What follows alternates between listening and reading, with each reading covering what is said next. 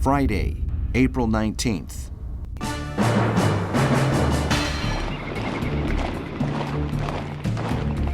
In Norway, the landings of French and British troops continue in the Aldasnes with the aim of supporting the seizure of Trondheim.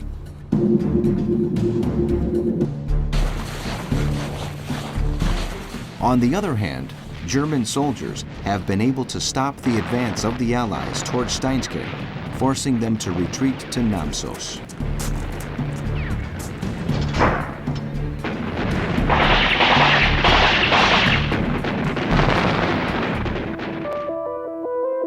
In Berlin, Joseph Terboven, governor of Essen, meets Hitler and Heinrich Himmler. He is named new civil governor of Norway, and the three of them plan repressive policies for the occupied country. The Norwegian ambassador is expelled from the German capital.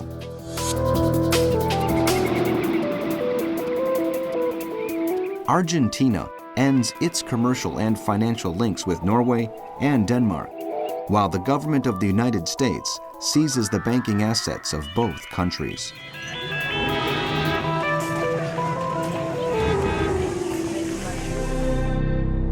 In London, the House of Commons rejects calls for Indian independence.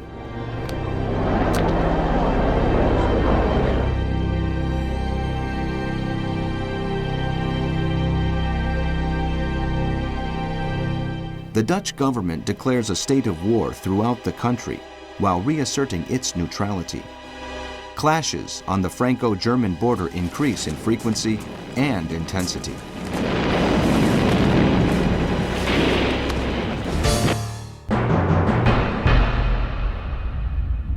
Saturday, April 20th.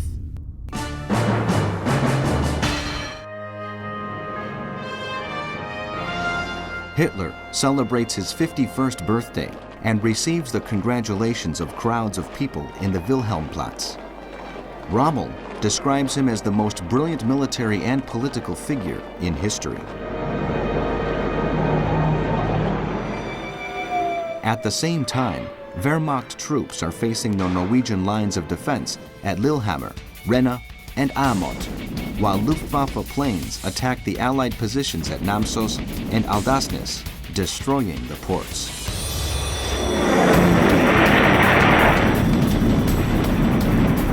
The lack of air cover starts to hamper the efforts of the Allied troops trying to defend Norway from the German invasion advancing north. Himmler orders the creation of a new SS regiment under the name of Norrland to be formed by Danes, Norwegians, and Germans. The concentration camp of Albrechtsdorf in Germany is inaugurated.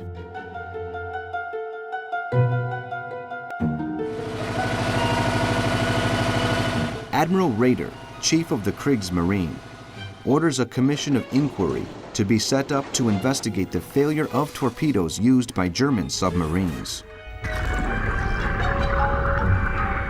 In Denmark, the army has been dissolved by the military government imposed by the Germans. The American Secretary of State, Cordell Hull, warns the Japanese ambassador that his statements regarding the status of the Dutch East Indies are unacceptable and increase tension in the Pacific.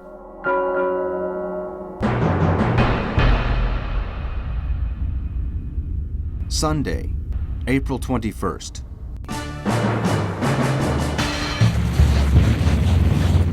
In Norway, the fighting between Allied and German troops continues near Namsos, Trondheim, and Narvik. The soldiers of the right have managed to smash the Norwegian resistance and have taken over the cities of Lillehammer and Rena.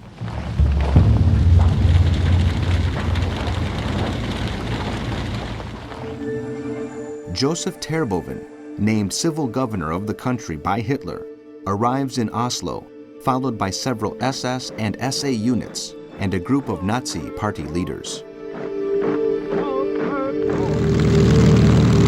The Swedish government protests against the continued violations of its airspace by Luftwaffe planes and declares that it will not allow troops of war material to travel through its territory.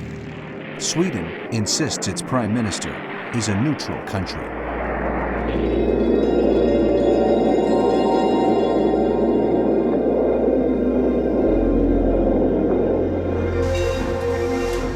Germany and Romania sign an agreement over oil supplies.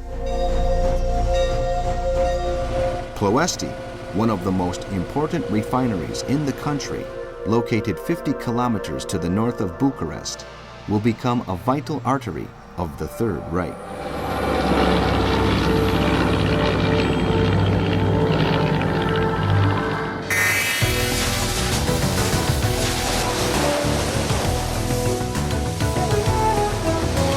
In the naval war, U-26, commanded by Heinz Schringa, sinks the British cargo ship Cedarbank.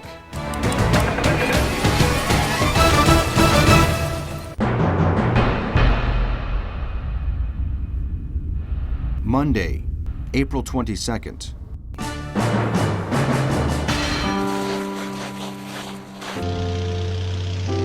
In Norway, Third Reich forces march northwards along the banks of the Rena and Glomma rivers. The British have been forced to retreat towards the coast after suffering a considerable number of casualties.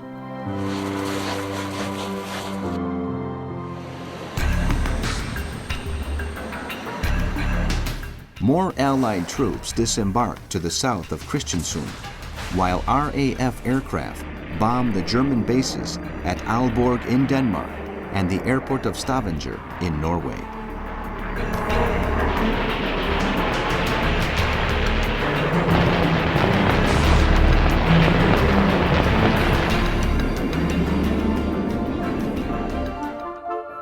Chamberlain and Churchill travel to Paris for the meeting of the Allied War Council.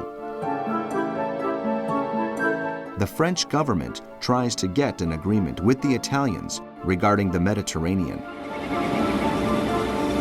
They inform the British of their concerns about renewed commercial relations between Great Britain and Russia, as the French fear the domestic communist movement might benefit. The Italian and German newspapers show in bold letters the messages exchanged between Mussolini and Hitler on the occasion of the German dictator's birthday. Particularly important is Hitler's statement that National Socialism and Fascism have been inspired by the Italian genius capable of shaping a new civilization.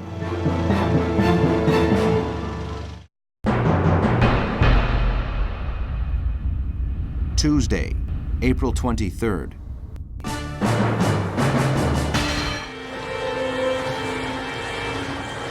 In Norway, new Allied landings take place in the area of Molde and Aldalsnes with the aim of heading inland and reaching Lillehammer to destroy the German forces stationed in the area.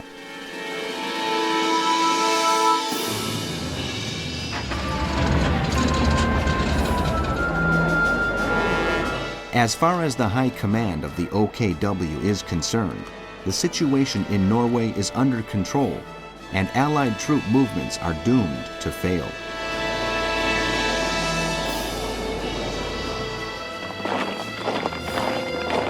The control over the main ports and airfields allow the Germans to increase their forces very rapidly.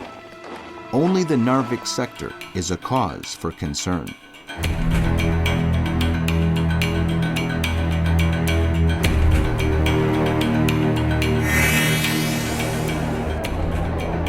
In Stutthof, near Danzig, Poland, in the first Nazi concentration camp to be built outside Germany, hundreds of Jews are killed by SS troops at dusk on the day of the Jewish Easter holiday.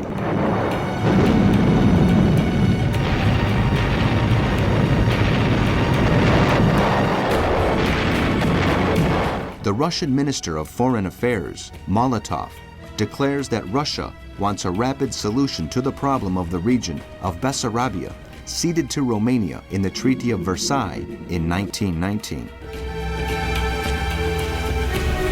the Romanian government is deeply worried about possible Soviet military action.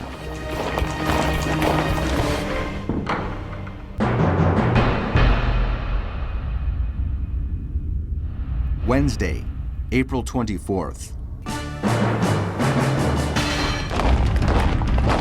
In Norway, the German troops are advancing on all fronts.